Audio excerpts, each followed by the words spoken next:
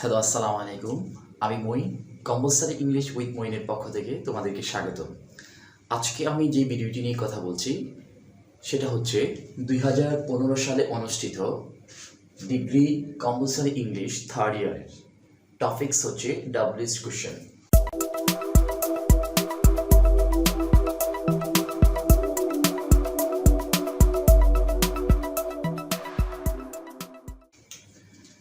প্রথমেই আমরা একটু জেনে যাচ্ছি যে পার্সন পরিবর্তনগুলো। ফার্স্ট পার্সন থাকলে ডাব্লিউএস কোশ্চেনে সেকেন্ড পার্সন করতে হবে। ফার্স্ট পার্সন মানে আই এবং উই থাকলে ইউ করতে হবে, ইউ থাকলে নো চেঞ্জ, থার্ড পার্সন থাকলে নো চেঞ্জ। আর B1 থাকলে অক্সিলারি ভার্ব ডু আনতে হবে, B2 থাকলে ডিড আনতে হবে, আর ভার্বের সাথে অ্যাজ বাই এস থাকলে ডাজ আনতে হবে। যেমন দেখো, নাম্বার 1, রুনা একজন ব্যক্তি। তাহলে ব্যক্তি থাকলে ব্যক্তির পরিবর্তে আমরা হু দিয়ে বসাইতে পারি, হু দিয়ে করতে পারি। তাহলে who is talking to Luna, শেষ। কিন্তু আমরা যদি 2+ ব্যক্তিকে প্রশ্ন করি যে লুনা কার সাথে কথা বলেছিল, কার সাথে কথা বলেছিল, তাহলে 2+ ব্যক্তি থাকলে টু হোম দিয়ে প্রশ্ন করা যায়, টু হোম। তাহলে 2+ ব্যক্তি থাকলে কি হবে, টু হোম দিয়ে প্রশ্ন করা যাবে। আর শুধু ব্যক্তি থাকলে কি দিয়ে প্রশ্ন করা যাবে, হু দিয়ে প্রশ্ন করতে হবে। যেহেতু এখানে অক্সিলারি ভার্ব অলরেডি দেওয়া আছে, তাহলে আমরা হু দিয়ে যদি করি, তাহলে who is talking to Luna. Okay, এখন আমরা যদি এটাকে টু হুম দ্বারা প্রশ্ন করি, আমরা বলবো to whom is Runa talking. এই নিয়মটা আমার বইয়ের 25 নম্বর পেজে 9 নম্বর রুলসে তোমরা বিস্তারিত জানতে পারবা। ওকে, নেক্সট দেখো, ইট ইজ 10:30। সময় জানতে চাচ্ছে, এখানে নাও আছে, নাও থাকলে নাও উল্লেখ করতে হবে।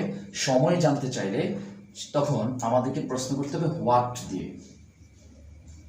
একটা জিনিস মনে রাখবা, যখন সময় জানতে চাচ্ছে তখন দুইটা জিনিস দুইভাবে করতে পারবা তোমরা, হোয়াট ইজ দ্য টাইম অথবা হোয়াট টাইম ইজ ইট, যেভাবে করো না কেন।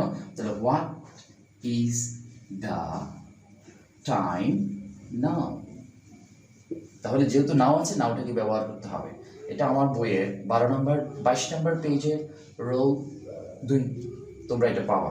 আর আমার বইটার নাম হচ্ছে সাকসেস অ্যান্ড কম্পালসারি ইংলিশ। আশা করি বইটা যদি তোমরা সংগ্রহ করো তোমরা উপকৃত হবে। এবার 3 নম্বর দেখো, he visited America, Japan, Canada. তাহলে ভিজিটেড মানে কি করেছিল, সে পরিদর্শন করেছিল। এখানে ইডি আছে, ইডি মানে B2, ইডি মানে কি B2। যেহেতু B2 আছে তার মানে এটা পাস্ট ইনডিফিনিট টেন্স হবে। আর আমরা জানি যে B2 থাকলে পাস্ট ইনডিফিনিট টেন্স এবং অক্সিলারি ভার্ব আনতে হবে ডিড। তাহলে আমরা এখন প্রশ্ন করব, যেহেতু স্থানের কথা উল্লেখ পেয়েছি তখন এটাকে হোয়ার দিয়ে প্রশ্ন করতে হবে। আমরা লিখব হোয়ার ডিড, যেহেতু এটা থার্ড পারসন তাহলে থার্ড পারসন কোনো পরিবর্তন হবে না। হোয়ার ডিড হি ভিজিট, সে কোথায় পরিদর্শন করেছিল, আমেরিকা, জাপান এবং কানাডা পরিদর্শন করেছিল। এটাকে আরেকভাবে সলভ করা যায়, যেহেতু এখানে 3টা দেশের কথা বলা হয়েছে, তাহলে আমরা বলতে পারি সে কোন কোন দেশে ভ্রমণ করেছিল। তাহলে কোন কোন দেশের কথা যদি বলতে হয় তাহলে বলতে হবে which, COUNTRIES, which countries did he visit. একটা জিনিস মনে রাখতে হবে, এই ডিডের পরে ভার্বের প্রেজেন্ট ফর্ম হবে, ডু ডাজ, ডিডের পরে ভার্বের প্রেজেন্ট ফর্ম। তাহলে দুইটা হচ্ছে where did he visit অথবা which countries did he visit. Number 4, he goes to school on foot, সে পায়ে হেঁটে স্কুলে গিয়েছিল। তাহলে স্কুল হচ্ছে একটা জায়গা বোঝাচ্ছে, একটা স্থান বোঝাচ্ছে। তাহলে যদি প্লেস বোঝায় তাহলে স্কুলের পরিবর্তে আমরা কি বসাতে পারি, where বসাতে পারি। তাহলে আমরা বলতে পারি যে where, যেহেতু কোনো ভার্বের সাথে অ্যাজ বাই এস আছে, আমরা জানি ভার্বের সাথে অ্যাজ বাই এস থাকলে অক্সিলারি ডাজ আনতে হবে।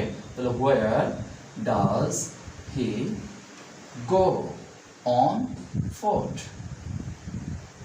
অর্থাৎ সে কোথায় পায়ে হেঁটে যায়। এখন তুমি যদি প্রশ্ন করো পায়ে হাঁটা মানে হচ্ছে কিভাবে, সে পায়ে হেঁটে যায়, সে কিভাবে যায়, তখন তুমি প্রশ্ন করবা how does he go to school, সে কিভাবে স্কুলে যায়। এটা আমার বইয়ের 24 নম্বর পেজে 5 নম্বর রোলে খুব বিস্তারিতভাবে আলোচনা করা হয়েছে। এখন দেখো 5 নম্বর, দ্য বুক কস্ট মি 500 টাকা, এই বইটা আমাকে 500 টাকা 500 টাকা আমাকে খরচ করালো, অর্থাৎ এই বইটা কিনতে আমার 500 টাকা খরচ হয়েছে। যেহেতু খরচের কথা আসছে, দাম আসছে, টাকা আসছে, টাকা জানতে চাইলে, কোনো কিছুর দাম জানতে চাইলে আমাদেরকে প্রশ্ন করে সিস্টেমটা জানতে হবে। এটা আমার বই 24 নম্বর পেজে 5 নম্বরে খুব সুন্দরভাবে আলোচনা আছে, তুমি জানতে পারবা যে কোনো কিছুর দাম জানতে চাইলে সেক্ষেত্রে হাউ মাচ দিয়ে কোশ্চেন করতে হয়। কি দিয়ে কোশ্চেন করতে হবে? How much. আর যেহেতু এখানে ভার্বের সাথে অ্যাজ বাই এস আছে, তাহলে আমাদের এখানে অক্সিলারি ভার্ব হিসেবে ডাজ আনতে হবে। আর যেহেতু সাবজেক্ট থার্ড পারসন সিঙ্গুলার, তাহলে কোনো পরিবর্তন হবে না, দ্য বুক। আর এখানে হচ্ছে অবজেক্টিভ ফ্রম, যেহেতু মি আছে, আই যেহেতু ইউ হয়ে যাবে, তাহলে মিটাকে কী করে নিতে হবে? অবজেক্টিভ ফ্রম ইউ ব্যবহার করতে হবে। তাহলে পুরোটা সেন্টেন্স দেখো, how much does the book cost, sorry এখানে কস্ট ইউ, ওকে। আর আমরা জানি যে ডু ডাজ ডির পরে সব সময় ভার্বের বেস ফ্রম হবে, তাহলে how much does the book cost you. তারপরে দেখো F number, she went to New Market, New Market একটা জায়গার নাম, টু বাই সাম বুকস কিছু বই কিনতে। এখানে দুইটা অপশন, একটা হচ্ছে মার্কেটের কথা আসছে, আর একটা হচ্ছে কেন সে মার্কেটে গিয়েছিল, কিছু বই কেনার জন্য গিয়েছিল। তাহলে আমরা এটাকে হোয়াই দিয়ে প্রশ্ন করতে পারি, কেন গিয়েছিল বলে হোয়াই। আর যদি আমরা স্থানকে প্রশ্ন করি তাহলে আমরা হোয়ার দিয়ে প্রশ্ন করতে পারি। দুইভাবে হবে, আমরা যে কোনো একটা দিয়ে করে দেখার চেষ্টা করছি। দেখো যেমন আমরা যদি হোয়ার দিয়ে প্রশ্ন করি, হোয়ার ডিড, যেহেতু থার্ড পারসন কোনো পরিবর্তন হবে না, এটা যেহেতু বি টু তাহলে ডিড আনতে হবে। Where did she go to buy some books, Where did she go to buy some books? অর্থাৎ সে কিছু বই কেনার জন্য কোথায় গিয়েছিল। আমরা যদি why দিয়ে প্রশ্ন করি তাহলে বলবো why did she go to market? ওকে, এটা আমার বইয়ের 23 নম্বর পেজের 4 নম্বর রয়েছে, তোমরা বিস্তারিত জানতে পারবে। তারপর হচ্ছে লাস্ট নাম্বার 7, he believes, ভার্বের সাথে কি আছে? as অথবা yes, এখানে as আছে, তাহলে he believes his parents, সে তার মা বাবাকে দেখতে যায় টোয়াইস ইন মান্থ, অর্থাৎ মাসে কয়বার যায়? এক মাসে দুইবার। যদি কোনো শব্দের মধ্যে টোয়াইস, থ্রাইস, ওয়ান্স এই শব্দগুলো থাকে, তখন আমাদেরকে প্রশ্ন করতে হবে হাউ মেনি টাইমস দিয়ে। হাউ মেনি টাইমস, যেহেতু এখানে ভার্বের সাথে অ্যাজ বাই এস আছে, অক্সিলারি হবে does. How many Times does, third person কোনো পরিবর্তন হবে না, এখানে অ্যাজটাকে বাদ দিতে হবে, কারণ ডাজের পরে সবসময় ভার্বের প্রেজেন্ট ফর্ম হবে। Visit his parents a month, তাহলে কি হলো?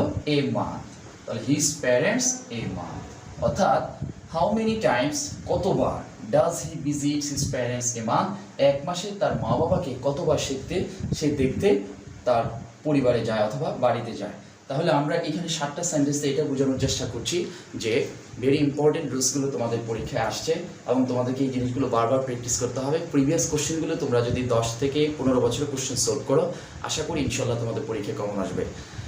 তোমাদের কাছে যদি ভিডিওটি ভালো লাগে অবশ্যই বন্ধুদের মধ্যে শেয়ার করবে, আর ভালো ভালো কিছু কমেন্টস করে আমাকে ইন্সপায়ার করবে, যাতে করে আমি তোমাদের জন্য নেক্সট সুন্দর সুন্দর ভিডিও বানাইতে পারি। আর যারা অলরেডি সাবস্ক্রাইব করেছো তোমাদেরকে অসংখ্য ধন্যবাদ। যারা এখনও সাবস্ক্রাইব করোনি অবশ্যই সাবস্ক্রাইব করে নেবে, পাশে বেল আইকনটি ক্লিক করে নেবে, যাতে করে নেক্সট ভিডিওগুলো তোমার নোটিফিকেশনে চলে আসে। মুইন্স নিউ ভিশন ইংলিশ একাডেমির পক্ষ থেকে তোমাদেরকে অসংখ্য ধন্যবাদ। Bye bye.